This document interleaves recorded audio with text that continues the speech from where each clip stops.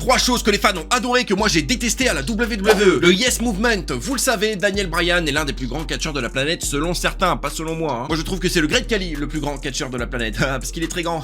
Oh, je suis un petit clown ou quoi?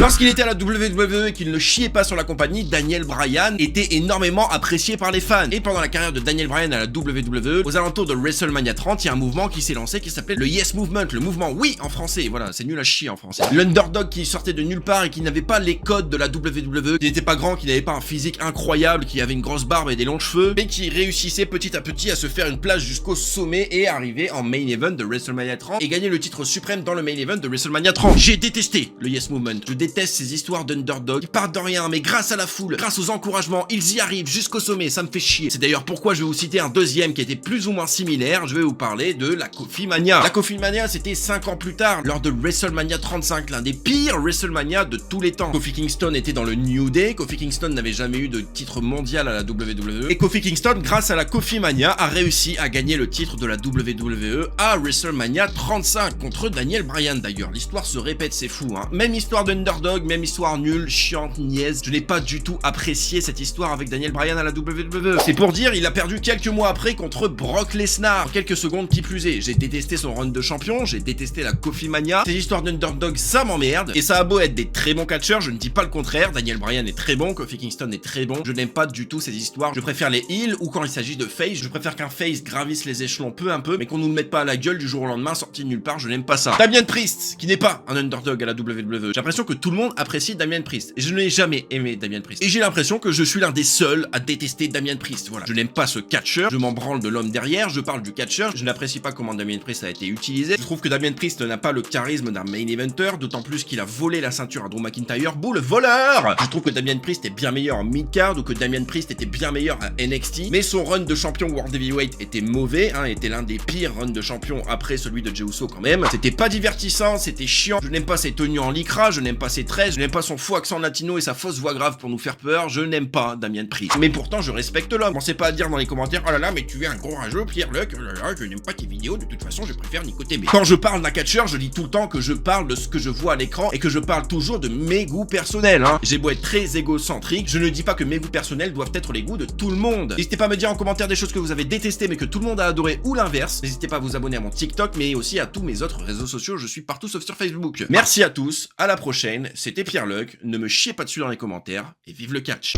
Comment avoir 20 sur 20 partout et être trop fort à l'école? Faut baiser la prof.